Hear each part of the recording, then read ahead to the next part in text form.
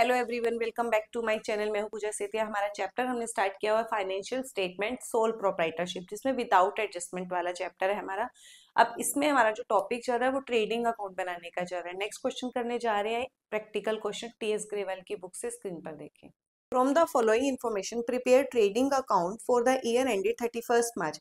आपकी information stock on 1 April 2024, purchase, sale, carriage inward, return outward, wages and salary, return inward, closing stock. मतलब 31 मार्च को जो stock होता है उसे हम क्लोजिंग स्टॉक बोलते हैं, और जो 1 अप्रैल को स्टॉक होता है उसे हम ओपनिंग स्टॉक बोलते हैं। नीचे आपको बोला है net realisable value of the stock 31 March 2025 1,20,000। जब भी ट्रेडिंग अकाउंट बनाना है हमको, ये हमारा जो यहाँ पे लिख लिया करो, मैं लास्ट क्वेश्चन में भी नहीं लिखा था, यहाँ पे जरूर मेंशन किया करो फॉर द ईयर एंडेड।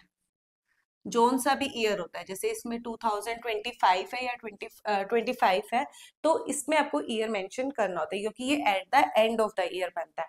जब ट्रेडिंग अकाउंट बनाते हैं तो सबसे पहले कुछ चीजें फिक्स होती हैं। यहाँ पर आप लिखा करो ओएस, आपको प्रॉपर पूरा लिखना है। ओएस मतलब ओपनिंग स्टॉक, और यहाँ पे लिखना है क्लोजिंग स्टॉक। ब्रैकेट में मैंने आपको हर क्वेश्चन में बता रही हूँ, एआई जरूर लिखा करो। एआई का मतलब होता है एडिशनल इन्फॉर्मेशन।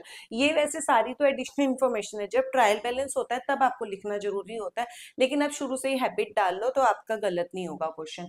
क्लोजिंग स्टॉक, यहाँ पे ओपनिंग स्टॉक, यहाँ पे क्लोजिंग स्टॉक। अब यहाँ पे परचेज, टू परचेज, और यहाँ पर सेल, बाय सेल, और इनकी जो रिटर्न्स आएंगी वो इसी में से हम माइनस कर देंगे। और जो एक्सपेंसेस फैक्ट्री में होते हैं, डायरेक्ट एक्सपेंसेस, वो हमारे आएंगे। इसके अलावा इसमें कुछ नहीं आएगा। नंबर 1 करेंगे। सबसे पहले ओएस मतलब ओपनिंग स्टॉक। ओपनिंग स्टॉक हमारा कितना दिया हुआ है? 40,000। जो जो दिया है उसकी वैल्यूज डालते जाओ। नेक्स्ट है परचेज। परचेज का अमाउंट यहाँ पर लिखेंगे, इसकी रिटर्न है, इसमें से हम माइनस कर देंगे। नेक्स्ट है सेल। सेल आप यहाँ लिखोगे 3,80,000। सीआई मतलब कैरिज इनवर्ड। इनवर्ड वाले सारे एक्सपेंसेस ट्रेडिंग में आते हैं, आउटवर्ड वाले एक्सपेंसेस सारे P&L में आते हैं। कैरिज, थोड़ा सा मैंने यहाँ स्पेस छोड़ देती हूँ, यहाँ लिखेंगे टू कैरिज इनवर्ड। आउटवर्ड होता तो कहा जाता? P&L में। ये कितना है? 20,000। नेक्स्ट है रिटर्न आउटवर्ड। अब रिटर्न आउटवर्ड और इनवर्ड में हमें कंफ्यूजिंग होती है बच्चों को कि कहाँ पे जाता है, कि वो सेल रिटर्न है या परचेज। इसका लर्न करने का तरीका क्या होता है, ऐसे किया करो। रिटर्न कहाँ जा रही है? आउट, मतलब बिजनेस के बाहर जा रही है। बिजनेस के बाहर से आप क्या करके आओगे? खरीद कर आओगे, तभी उसके रिटर्न जाएंगे। मतलब परचेज किया होगा बाहर से, हम परचेज कहाँ से करते हैं? बाहर से, तो उसकी रिटर्न भी कहाँ जाएगी? आउटवर्ड। तो इसका मतलब रिटर्न आउटवर्ड कौन सी होती है? परचेज रिटर्न होती है।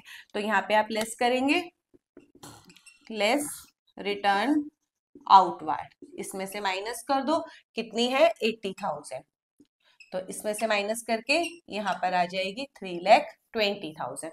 नेक्स्ट है W&S, wages and salary. Wages and salary trading में आती है, बट सैलरी एंड वेजेस अगर आपको लिखा है तो वो P&L में आती है। तो आप यहाँ लिखेंगे टू वेजेस एंड सैलरी। कितना है? 50,000। नेक्स्ट आपका रिटर्न इनवर्ड। इनवर्ड मतलब सेल रिटर्न। सेल हम क्या करेंगे? अपने बिजनेस में से प्रोडक्ट की सेल करेंगे अंदर से, तो उसकी रिटर्न अगर आएगी तो बिजनेस के अंदर आएगी, तो इसलिए इसकी रिटर्न कहाँ जाएगी? इसमें से आप इसको वापिस कर दोगे, इसमें से माइनस करो। कितनी है? 20,000। तो यहाँ पर कितना आ जाएगा? 3,60,000। नेक्स्ट आपका है स्टॉक। क्लोजिंग स्टॉक आपकी दो वैल्यूज दी है, एक 31 मार्च को दिया है 1,30,000, और लास्ट में आपको बोला था कि नेट रियलाइजेबल वैल्यू 1,20,000। अगर आपको क्लोजिंग स्टॉक की वैल्यू दो अमाउंट दी है तो विच एवर इज लेस, दोनों में से अमाउंट जो से वाला कम है आपको वही वाला लेना है। कौन सा कम है? 130 या 120? 120। तो हम कौन सा लेंगे? 1,20,000 वाला। तो आप यहाँ पे लिख लेंगे 1,20,000। अब हम टोटल करेंगे, इधर का टोटल किया तो 4,80,000 आया, इधर का भी डाल दो 4,80,000।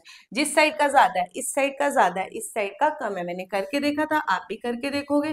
तो इसको बोलते हैं ग्रॉस प्रॉफिट। ये कहाँ पे ट्रांसफर होगा? प्रॉफिट एंड लॉस अकाउंट में। इसके नेक्स्ट हमारा क्या बनता है? Profit and loss.